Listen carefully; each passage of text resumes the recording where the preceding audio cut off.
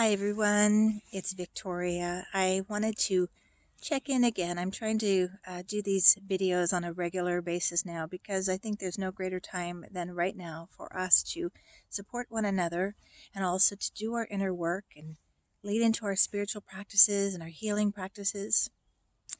And so today in my meditation, I was sitting with this word glaring in my mind. That I've been struggling with. And then I had a phone session with a client and I heard her speak of this very same thing. And that is something we struggle with regularly anyway, but it seems to be really amplified right now.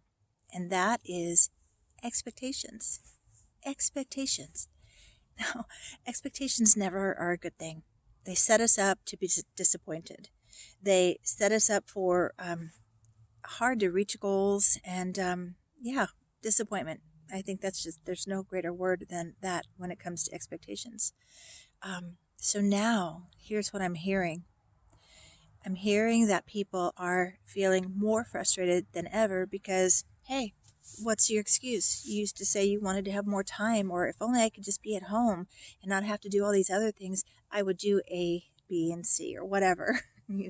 All the things we've said we do, increase our self-care, finish our projects, show up for our soul calls more. Well, what I'm hearing, what I'm getting back from people, and I'm experiencing myself, is it's not that easy, is it? Suddenly, we do have time. Today, it felt like, I said to my husband, it feels like as everything is slowed down, all my needs have sped up. All the things I need to get done have sped up. So expectations arise. Well, and this is where that shoulding on ourselves occurs, right? I should be this, I should be that. Well, this scramble to connect to the things that we can still do is challenging because we have lost our normal routine. So what is the priority here? First, establish a new routine. Something that is predictable, that you can count on. You can begin to build trust in yourself and your ability to show up for yourself. Okay? And then in addition to routine, I suggest something even more sacred. Remember, I always talk about a spiritual being having a human experience. In the human experience, we need routines. We need that stability. We need certainty. In our spiritual experience, we need to connect to sacred. We need to connect to higher possibilities, higher vision, something that holds us from beyond this moment in our life, this collective moment that we are all sharing and trying to figure out. For me, that is rituals, having rituals that support us.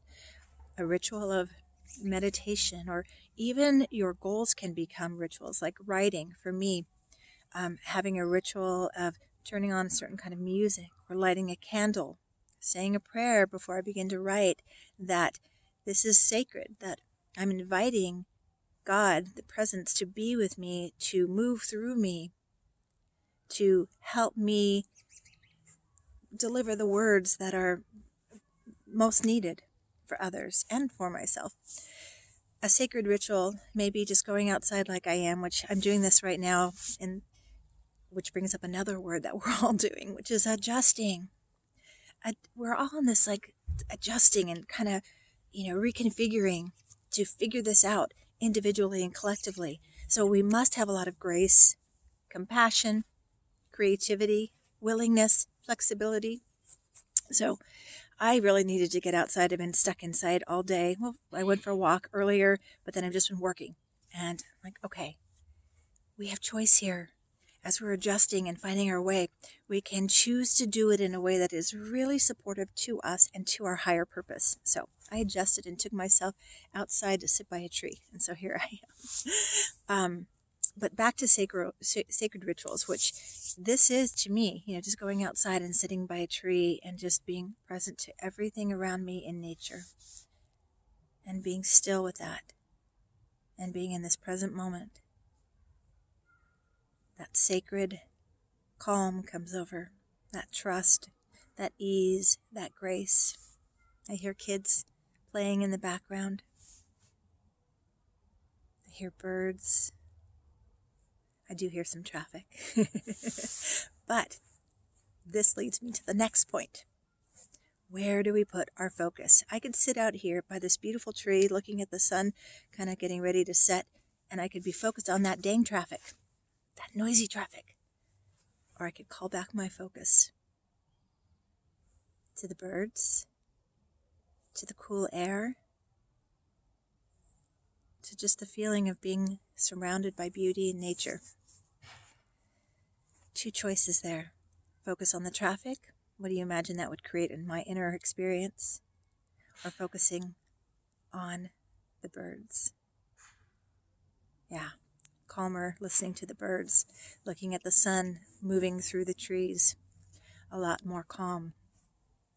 So that sacred ritual can be anything where we allow ourselves to transcend our human minds and to connect to some higher potential or higher view, to see through the lens of possibility and sacredness. I want to share one of my sacred rituals that I have been doing since I worked at hospice, and it was essential that I had this tool. I really gathered a bunch of tools to support me, as I call it, wringing out my heart at the end of the day, or emptying and not holding all that. Okay, we have a choice of what are we holding, and is it holding us? And if it's not, we must release it. We must surrender it. So this is a tool I started way back when, and I recently picked it up because I needed it, even before this crisis that we're all in, and more essential right now. So here it is. At the end of the day, the end of the night, either take a bath and light a candle and focus on the day in the bathtub and focus on what is my body holding, what is my mind holding, who did I say I would pray for you, and all those things that we collect at the end of the day. We need to let them go or do something with them. Otherwise, we're going to be held captive by them. So I'll either take a bath, or I do it this simple way. I will light a candle, whether I take a bath or not, and this is the intentional piece. Lighting a candle and thinking about what I just said, all that I'm holding, and I don't know what to do with that feeling of overwhelm or feeling helpless or knowing it's beyond my capacity. We are but one person. We cannot help everyone or do everything. We can do the one thing we can do. And so I'll light the candle, and again, I'm either soaking in the tub or just lighting the candle on its own. And then when I'm ready, I surrender it. I say, okay, God, this is what I say. I say, okay, God, I'm handing this all over to you. I trust you, and I know that you will take care of those who are in need. I trust, and I let it go, and I surrender it to you, all of it now. And then I blow out the candle, and I let it go to the best of my ability. But it is important.